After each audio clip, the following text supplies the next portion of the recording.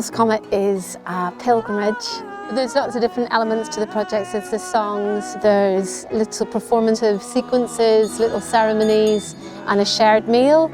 All of those elements are things that people recognise from their own families, for their own lives.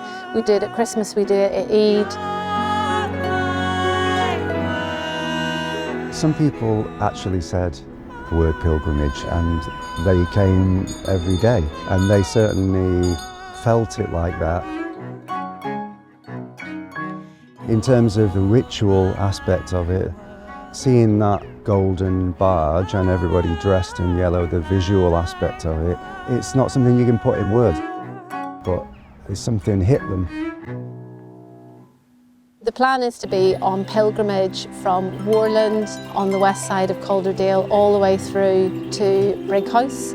And the first day was torrential rain, but that's the thing with pilgrimage and working outdoors. You have this incredible landscape to work with, and you just don't know what you're going to get. So you have these set pieces of the boat, the golden barge, 12 songs, 3 musicians, a crew, a sound engineer, and then you use that palette to work with the environment. The show responds to the environment and to the canal, and with Opal's Comet we've been trying to tour a show, a new work from Mr. Wilson's, that has a smaller impact on the environment and is more conscious of its impact. So it was quite important for us to tread lightly and to find ways to be as efficient as possible. The Calderdale is a wild, industrial, beautiful, inspiring landscape. We have this contradiction of industrial, dirty, oily, greasy lock gates, and then this beautiful sound rising up out of the lock. Will that have ever happened before? Is that the first time the lock has heard sound? I mean, all of those things I think is quite magical. The song started life as a short story, and then we took the main themes, the emotional journey of that story, and turned it into 12 songs, one for each month of the year. And some of the iconic images within that to build this picture, this moving picture that goes along the canal. Time stood still, both night and day. People take time to reflect as they're walking, and we've shared some of the songs with the community in advance. So they're walking, they're singing, they're reflecting upon some of the themes. There's an emotion attached to the different songs that create a different atmosphere when you're on the towpath. And when you're walking with members of the public, you can feel that emotional connection and atmosphere change depending on which song is being performed. Those connections in those moments are very special. Against the old ways. So we did 8, 9 public workshops with different groups, and people have taken the lyrics and had a sort of deeper understanding of the story, the themes, the aim of the project, and it's been really wonderful to have those custodians of the project on the towpath along the way. All of those community groups that we visited, they were all very different actually. It made it about this valley, about the Calder Valley. The stores ran dry. I'm glad I came tonight. I feel very uplifted and quite joyful. To sing it, I think it felt really healing or something. Yeah. Very moving anyway. Yeah, really moving. Yeah, the lyrics are. Oh. Before the tour, when I was walking along the canal route, talking to people, I had hundreds of conversations with people about Opal's Comet and about the way it was going to be passing through their neighbourhoods and through their communities. And it was really gratifying to see them as I was cycling along during the tour, to see some of those people back with their families, with other people from their communities, and sharing Opal's Comet.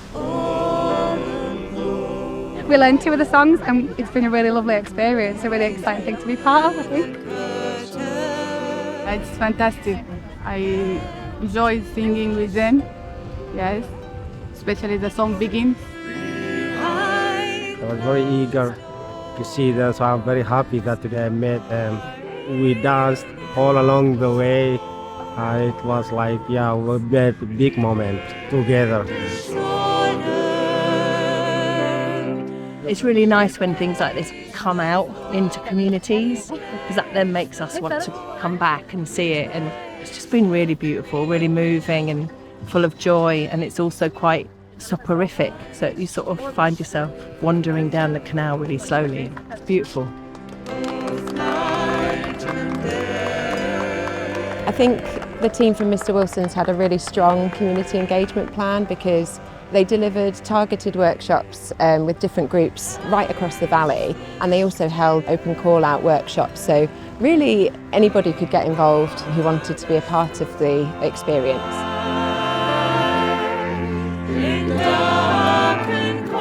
The Mr Wilson's team making the songs available before the performance, so you could go on the website, listen to the songs, so you already knew a bit what it was about before you came. I think it made people feel more part of the performance.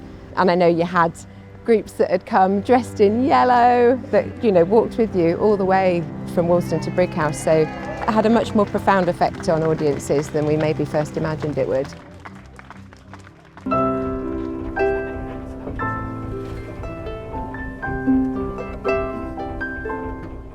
It's a journey, it's a durational performance, and the cycle of songs go round and we keep going and we walk together, and it's almost like a meditation. When you're part of an ensemble in a landscape piece that is also durational, all these little moments that you have no control of become part of the performance, the project, the ensemble, the community, and you just absorb it and, if possible, use it or work with it or include it in part of the drama of it all, I guess. It's a long time to be playing, but I like that. After a while it stops the thinking. It's really internalised, everybody's internalised the whole thing, which is always the best way with music. You know, there's no notated music, no charts. It's when the music breaks down, that's my favourite part of it.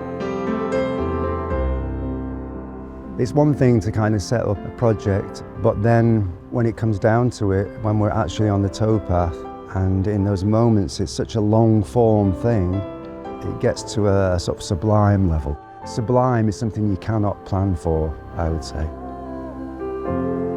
It's been pretty apocalyptic at points, and they stuck with us, so yeah. A lot of people just walked all the way today in the heavy throwing it down rain, didn't they? Amazing. We've had people sobbing over the locks, haven't we? And laughing and dancing and just really reacting, you know, in an emotional way, and that's wonderful. As we're on our journey, eating together is a wonderful thing. I was prepping the food to the pace of Opal's Comet. Just doing the task of it became a performance in itself. There's something about the eating together and the audience seeing that as well. I think it was a magical thing. It's part of our company policy to look after our people and to feed them well, and bringing the communities together with a meal at the end of a pilgrimage to sit down and break bread is really important.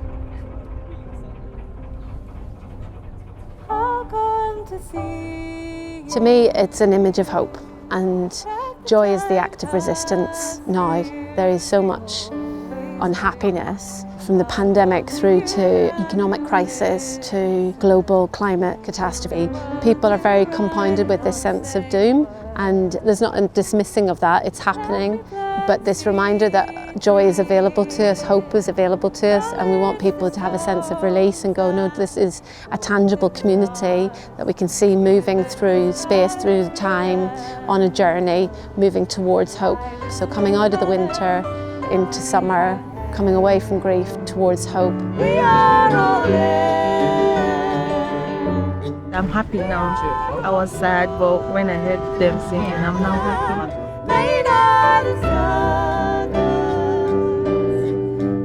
Made me want to cry, and not necessarily from the words, just the feeling of it all. You know, it's just so calming, really. It was just beautiful. It feels beyond words, almost, you know. It's been really brilliant to work with Mr Wilson's and be part of Opal's Comet this year. The Mr Wilson's team had an incredibly ambitious plan, and they were the first big public programmed event as part of our Year of Culture. The piece had quite a profound effect on people, I would say, and gave people something to aspire to as well.